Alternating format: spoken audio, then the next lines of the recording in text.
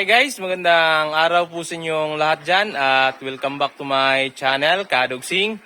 Ngayon guys, meron tayong bisita na dadating, kaya abangan nyo.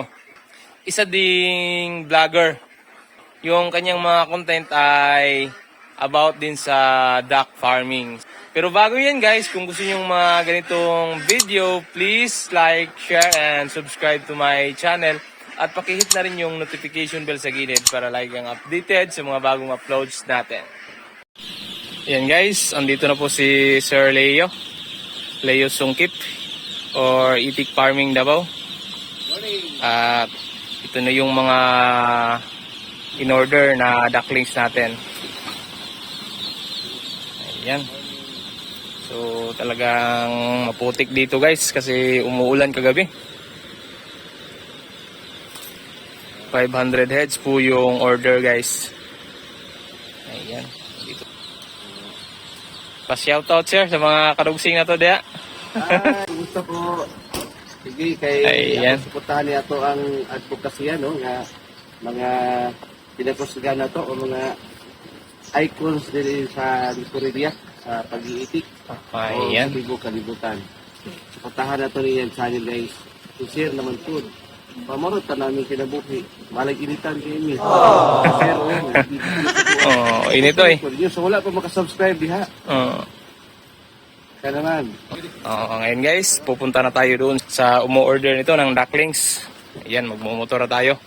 At sila, yan yung gamit nila.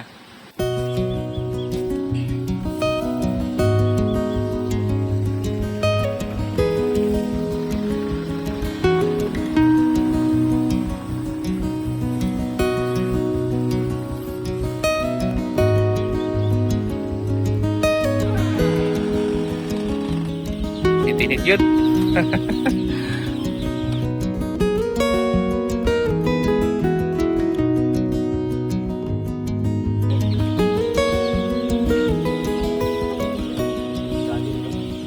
Kadugsing. Ayan. Kadugsing yung YouTube channel. Sorry, na-picture na ito siya. Once, twice na siguro, no? Kita na talo. Muraga na sir. Sir, kumusta naman ang pag-iitig na? Pero itig ka po, no? Itig ako. Palignin, yan ay Raisan. Mga pila ni ka, kuhan, sir? Pila ni ka, Heads. simana sila din mag-stay. 2 weeks or 13 days. Mulabaw siya gamay, Mga 50 ibutang ano ron. 50 ka itig na week 50 old. heads. Okay. So, ano lang, no? Ang iyang kuhan, iyang rampa, kanang iyang hagdanan, niya, alihan, Parang caretaker na to guys. Oh. Shout out da guys. guys, sa mga kuhan, guys. Tataw sa camera man sa ano. Ayan guys.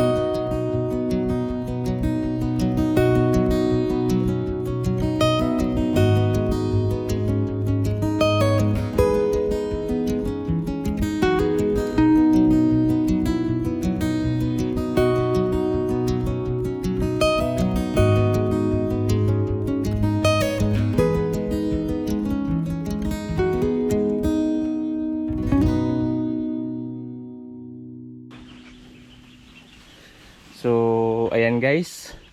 At tatanungin natin ngayon si Sir Roger Espiliarga, yung caretaker dito, at siya na din yung nag-manage dito sa itikan ni Sir Balones. Ngayon, sir, ang tanong natin, bakit naisipan yung magsimula or pasukin yung pag-iitikan? Para maka-invest o kuan. Sugod-sugod og negosyo ba ngay nani. Mas okay man daw ang kuan. Income sa kunani nga kuan. Nga Negosyo. negosyo. Nag-research yun mo. Oh, Na nangutana gyud mo. So sa pagka kuanin nga murag nindot gyud og nindot og kitaan sa pag-itikan. Ngayon si Sir Balones yung may-ari nitong itikan, at ikaw na din yung nag-propose sa kanya na mag-itikan Oh. Ako naging ganyo niya para makasugod gyud. para makasugod gyud. Para makasugod gyud og kuan unsay dagan. So, gi-explainan nimo nga ingani. Nga ana ang kuan. Ingana ang kitaan. Okay pud siya kay So, kay lasbig wa gyud masugdan, wa gyud mm, kuan. Wa gyud uli masugdan, wala gyud kuan kun sa income ani. Pagbuhi ani mga kuan na. kung di nato sugdan, di gyud ta kabalo. Kita kabalo kay Oo. wa tay gisugdan. Nga igo ra ta sa pagpaminaw nga lami ang kitaan. So karon kay nasugdan na gyud nato. Na ang mga ducklings. Siguro na pay dugang ani. Ganahan. Ana ra gyud. Karon unsa may gibuhat gyud nimo nga mga preparation para makasugod sa pagducklings? Sa ba kanang nangutana-ngutana baka sa ubang nagitikan ug unsay mga style Utang-utana nya sabayan pod og tanaw-tanaw pod sa mga kuan diha sa YouTube. mga kay daghan man gyud mga information po diha nga makuha about sa pagitikan Daghantag makitaan sa YouTube or sa Facebook. Facebook. Daghantag mabala ano basta mag di lang gid mapulaan og tanaw. Tan-aw kay kasagaran na gid drone na ana sa kuan tanan sa social media. Nga suon-suonon dayon. Sundugon dayon. So Naani ra di ay dali ra. Basta na lang joy. unya na naka-seminar na mo sir wala pa sa Wala mga pa. about sa mga duck farming. Wala pa. So wala pa. So isa pud na nga nindot og naay seminar diri sa atong lugar. Seminar diri. Bapo gid apil yun. Gapo gid mo apil Para madungagan na pod ang kuan ba. ang mga kaalam. Unsay gwapo nga unsay mga technique, unsay mga style nila na kuan. Wala pa nato na himo. O pa kumbaga murag naagi yung mga information nga ayha panagi nato makabaloan sa ilaha Sakto jud na kuan. nga pamaagi Pamaagi. part sa mga feeding guides Pagpilinggan, mga kanang sa vitamins, sa tubig. vitamins. Tama ba tong gikuan? Tama ba nga itong Apply. pag-apply? Basig na kuan ako nasubraan na hindi na mangitlog. Isa po na nga Tambok na kayo. dapat prepare gyud ta kung mosulod ta sa isa ka negosyo, i-prepare gyud nato. Dili man tanan nato mahibal-an dayon, pero at least nga Manam jud. naka-research gyud ta. Magbilop jud na manam. Dili gyud ta ingon nga ming adto sa gubat nga wa tay armas. Bahala ginaggiban lang sa permiro, no? Oo. Anara na basta na ay armas. Ginagmay ba hinahinay. Anara gid na ang sitwasyon dia. Paingon mas dinagko.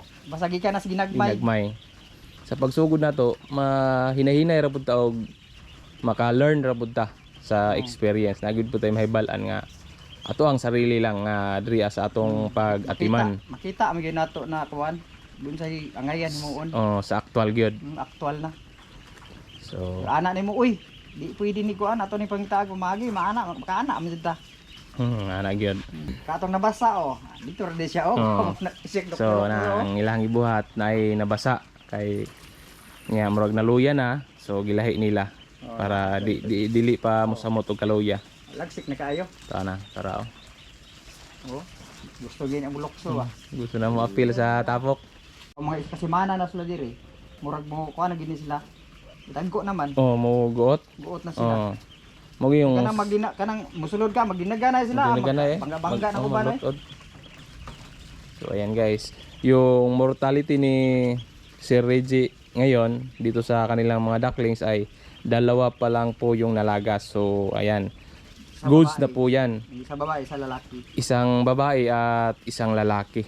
So Pero ato, kung matikuan kay pakapin. meron ding pasobra guys, sa pagbili natin merong pasobra na dalawa. So hindi pa na nabawasan yung 500 heads na in order Babae. ni Sir Reggie na female. So meron pa silang 501 female na natira dito. 502. 500 to. Nabawas na tong isa. O bawas ang isa. So 503 ni sila tanan ay. Mm. Kapilang pakapin.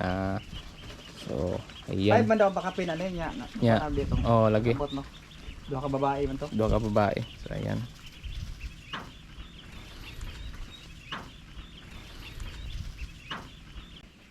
So ayan guys, nakapanayam po natin si Sir Reggie Espillarga, yung caretaker dito, at siya na din yung nag-manage dito sa ipikan ni Sir Balones. So hanggang dito na lamang ang ating video, at muli magandang araw sa inyong lahat dyan. God bless you all.